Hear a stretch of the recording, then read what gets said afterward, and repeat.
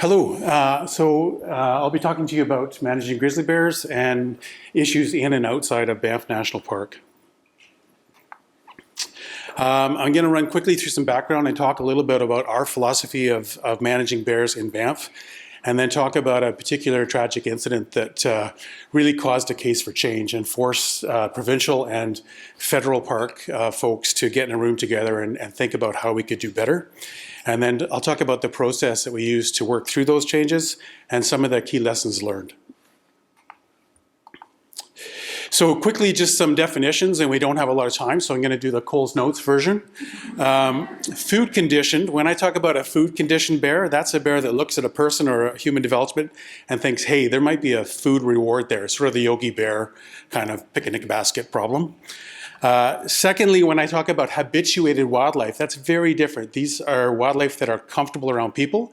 They don't make any food association, and so they're almost indifferent. When they see people, it's like, whatever, I've seen hundreds of people, I really don't care. That's what we call habituated wildlife.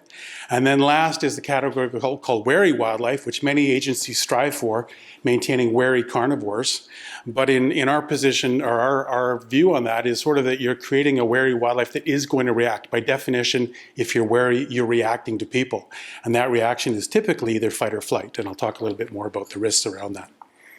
So where are we? This is all happening in Banff National Park. For those who don't know, it's in Canada. It's in the Rocky Mountains along the western side of Canada. It's a very big country. And the area that we're actually focusing on is in the southeast corner of Banff National Park between the communities of Banff and Canmore.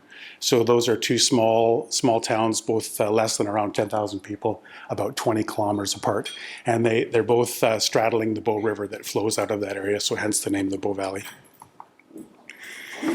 I've had the pleasure of working for Parks Canada for over 30 years. I started off as a park warden in Jasper. And the philosophy and the way we manage bears in that time period has changed drastically. So when I first started, anytime you drove along and found a bear jam, you jump out of your truck with a big crowd of people and you jump out and fire off a banger or a rubber slug or something and chase that bear off into the woods, called ad hoc hazing. And we felt that we were doing really good work, that we were keeping bears wary and people safe. And so that's how we handled bears for years and years. And then towards the latter part of my career, I had the privilege of being the manager of all those programs as either chief park warden, and then it was later called resource conservation manager. And we sat down and really had a look at, well, what is that all about and how effective is it when we have so many visitors on the landscape? And so in analyzing that, we realized that the bears are there of their own free will. They've decided to come to the road either to feed on berries or dandelions or something. We had no record of serious injury at bear jams, which is amazing because there's probably been millions of interactions between people and bears in the mountain national parks. We have 4 million visitors a year, so for the one time that I jump out in the middle of the day and scare a bear away, the rest of the day he's back out by the road and handling or managing the interactions with hundreds of visitors. So it's very much overweighted towards habituation. And then we looked at the landscape that these bears have to live in, and they have to have a certain amount of habituation. We still have a lot of backcountry bears, but in the front country, these bears have to navigate a very complex landscape. And so this is not uncommon. Here's an example from Alaska, a salmon-based system. But what they found there was that at the peak of the day when people are present, which is the gray circles, only the habituated bears are in the front country areas. And at dawn and dusk, that's when the wary bears come out, the bright green.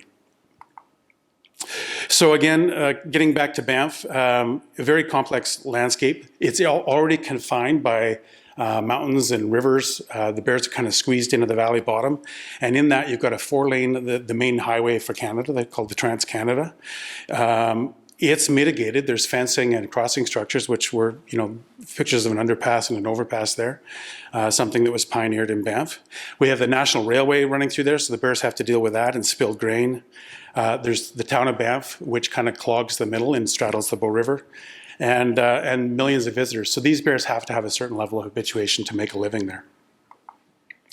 Just a view of it. So again, this is the town here, major highway. The railway actually winds along through here. And you can just see how the steep terrain and secondary roads have an impact on where bears can go and how used to people they need to be. And so from work with radio-collared bears and also we've had a long-standing program of winter tracking, doing winter transects and backtracking animals. So this is data for wolves and cougars, but if you look at those track patterns, you can see where wildlife are able to move and how they have to avoid the town. And there's these 4 key pinch points that we've mitigated very carefully, either through area closures or removing infrastructure.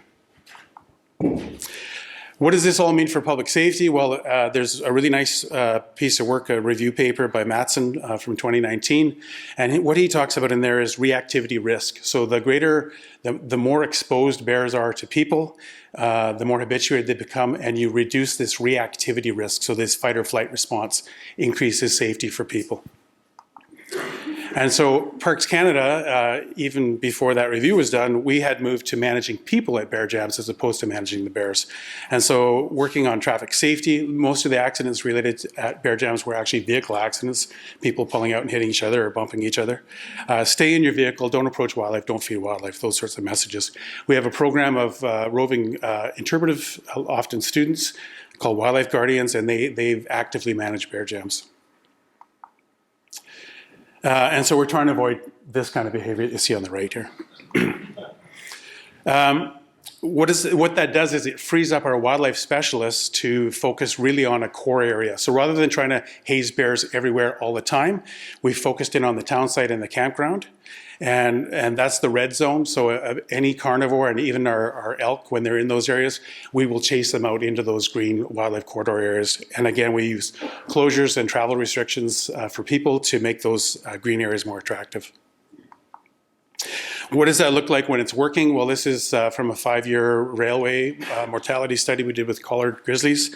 And you can see that more or less, I mean, there's a few sort of scary looking incidents, but most of the time, the yellow dots are outside of the town site, which is what we're striving for. So that works really well in Banff. We have a wonderful track record of safety for people and safety for bears. The problem is that those bears don't just stay in Banff Park. And so there's this imaginary green line between Banff and Canmore, where when a bear wanders out into the province, it's facing a very different playing field. And so, you know, a bear has no perception of that park boundary, and suddenly all the rules change. So what does that look like? Well, the highway isn't mitigated when you get out into the province, so there's risk of dying on the highway, there's no crossing structures. You're likely to get hazed anywhere, anytime by somebody working provincially. Very much a focus on recreation as a priority for people out there. Canmore is very proud to have the most Olympians per capita of anywhere in Canada. It's the national training center for the cross-country and biathlon teams. So people are fit, they like to get outside, they like to move fast, they're running, they're biking, they're hiking. And so it's a very different scenario that way. If you see a dog on leash in Canmore, it's the exception. And I think there's probably more dog owners per capita than anywhere else too. People love to get out with their hounds, but they're almost always off leash, which can really cause conflict, especially with grizzly bears. Everything down to feral rabbits. There's a feral rabbit population in Canmore that attracts carnivores into town, and they won't get rid of the bunnies because they're cute, but they will deal with a coyote if it comes into town. So very different perspectives. And even things like the Parks Canada pioneered a bear-proof garbage bin design in 1981, and it was 17 years later before they could convince the Canmore locals to adopt those bins. 17 years. So I mean, it's amazing the different attitudes. And here's one photo that came out during this incident. There was a trail camera on a closure ribbon. They finally had a closure in place in Canmore. And here's a guy helping another guy push a baby stroller into the closed area where they know there's bears feeding on berries. So it's just a very different challenges that the agencies there are dealing with.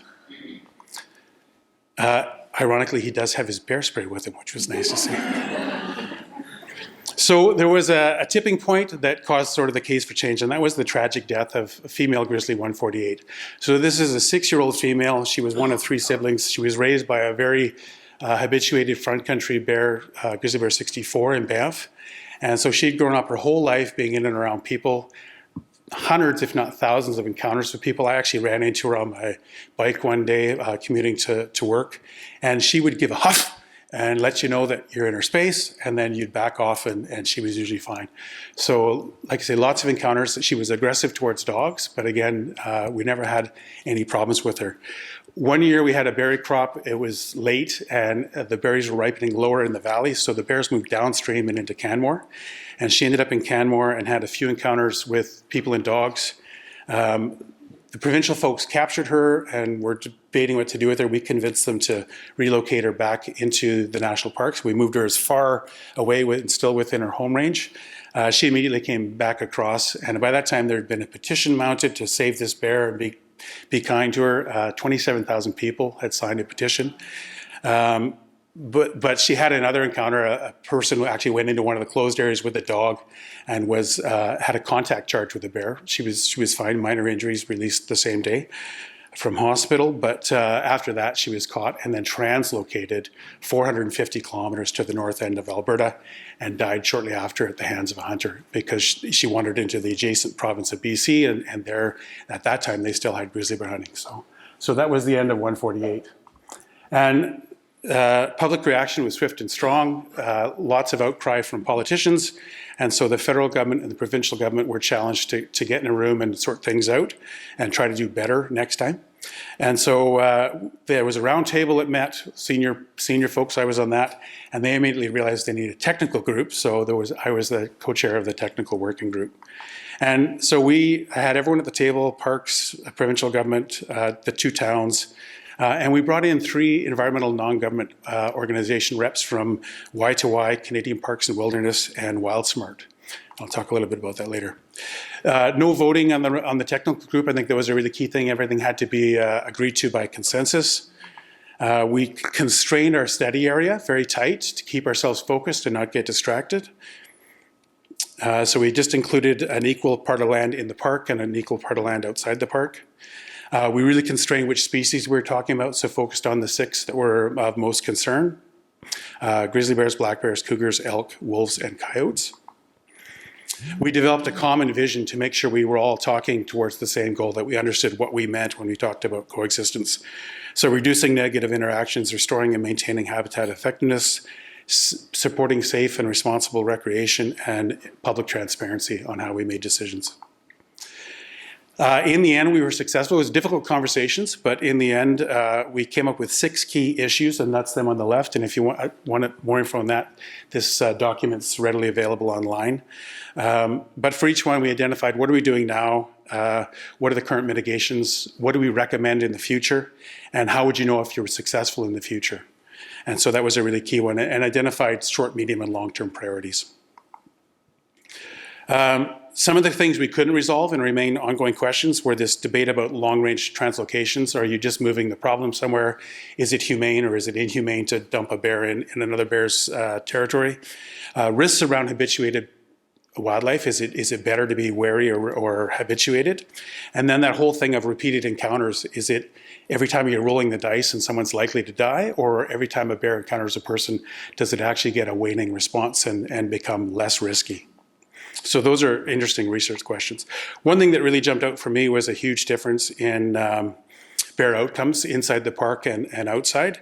So in that 20-year period, same sort of land mass on either side, provincially they had either destroyed or translocated almost 100 bears, whereas in Banff we had only had to destroy 6 black bears. So very different results for bears. In terms of results for people, similar track records for safety. Key lessons learned for the wildlife management teams, getting those 2 teams together to work in each other's area, make sure you have a mutual aid agreement so you know what you're allowed to do or not allowed to do on each other's land base. Organizing joint patrols when you're not in a crisis is really good. You get to know each other, you get to know your neighbor's landscape and the stakeholders they're dealing with. And then some kind of process, and we set up an annual reporting process and spring training process so that we maintain those relationships. Lessons learned in terms of the whole process. Key one is don't waste an opportunity. This came up, there was outrage, we jumped on it and we got this committee going. We had 6 months over the winter to get something ready for the next summer, and we just made it happen. We forced ourselves to get in a room and make the best use of this tragic incident to ensure that she hadn't died in vain. including the ENGOs was super helpful. It forced us to bring our A game to these meetings, and we didn't just get into the usual squabbles between wildlife biologists. We were forced to be professional and present solutions, so that was really good. The recommendations had to focus on what to do, but not where and when to do it. Those are decisions that each land manager and the politicians and depending on resourcing and political will, they need to make those decisions at a later date. So it took us a while to figure that out, that we need to scope those things correctly. Absolutely critical to have a knowledgeable facilitator because they are some difficult conversations. And then producing a final report. Since I've concluded that thing, I've retired, the other fellows retired, there's been huge turnover. And so having that document that mayors and municipalities can look back and refer to is critical. So that's it for me. Thank you.